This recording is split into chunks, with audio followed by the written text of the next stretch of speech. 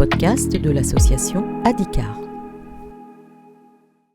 Bonjour à tous, je m'appelle Guillaume Coutan, je suis cardiologue dans le service de transplantation cardiaque de la Pitié-Salpêtrière et c'est avec grand plaisir que je vais vous présenter les résultats d'une étude qu'on a appelée Miracle. Vous allez voir que finalement les résultats ne sont pas miraculeux. Donc cette étude Miracle que nous avons menée de façon multicentrique en France, dont le but était de trouver un biomarqueur, donc une prise de sang qui nous permettait d'éviter de faire des biopsies protocolaires. On va en discuter pour dépister le rejet de nos patients transplantés cardiaques.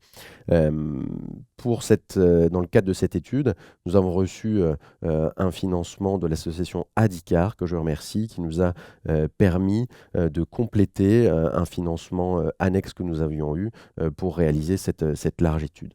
Avant de rentrer dans le vif du sujet, je voulais juste vous rappeler quelques petits chiffres importants de la transplantation cardiaque. La transplantation cardiaque, c'est une activité qui représente à peu près 400 à 450 transplantations cardiaques par an en France. On en fait entre 90 et 100 à la Pitié chaque année. Et nos patients transplantés vont avoir un suivi extrêmement rapproché, en particulier en ce qui concerne le dépistage du rejet de greffe, qui est une problématique qui reste fréquente en transplantation cardiaque et en pratique clinique.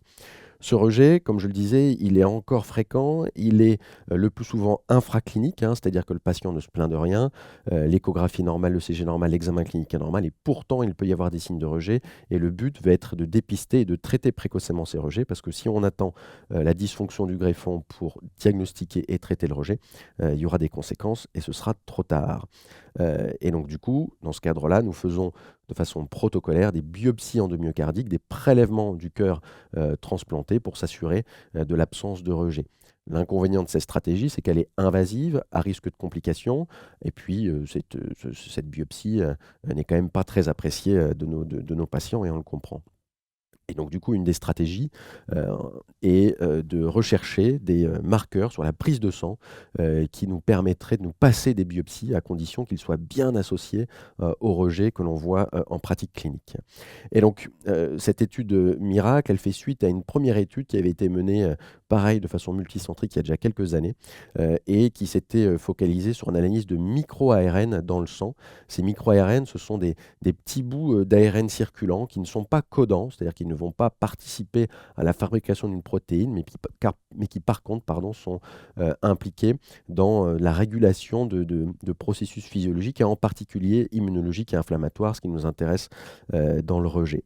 Il s'est avéré dans cette étude rétrospective d'il y a quelques années que 4 micro-ARN circulants étaient très fortement associés avec le risque, avec le fait de faire du rejet sur la biopsie endomyocardique réalisée concomitamment.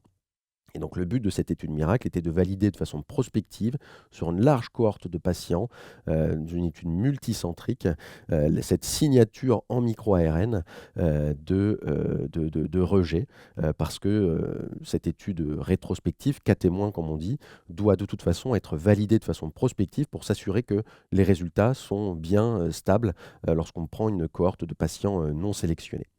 Et donc, cette étude Miracle en pratique, comme je vous disais, c'est une étude prospective, multicentrique, observationnelle, c'est-à-dire qu'on ne change pas encore le protocole du patient, c'est juste qu'on lui fait une prise de sang au moment de la biopsie et qu'on compare les résultats de la prise de sang à la biopsie, qui a impliqué 11 centres et a inclus 461 patients, représentant 831 biopsies, dans lesquelles 79 rejets ont été diagnostiqués.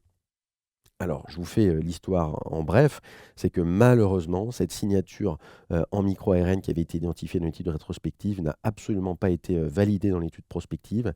Aucun des micro-ARN n'a été... aucun des micro-ARN étudiés n'était associé au risque de rejet. Et donc, non seulement il n'y avait pas d'association, mais du coup, ça ne nous permettait pas de modifier la prise en charge de nos patients sur les résultats de ces biopsies, étant donné que ça ne fonctionne pas. Et donc, malheureusement, nous n'avons pas observé d'intérêt en pratique clinique de ces biomarqueurs non invasifs du rejet de greffe. C'est une étude importante, même parce qu'elle est négative, même si jamais elle est négative, c'est une étude importante parce qu'il est important d'aller jusqu'au bout de la réflexion, et se baser uniquement sur une étude rétrospective cas témoin pour modifier les pratiques, ce n'est pas possible. Et l'étude Miracle est la preuve qu'il est important d'aller loin, de valider ces études rétrospectives, même si jamais les résultats sont décevants. Et malgré le caractère décevant de ces résultats, je tiens à remercier l'association Indicar qui nous a soutenus et qui a permis la finalisation de cette étude. Je vous remercie.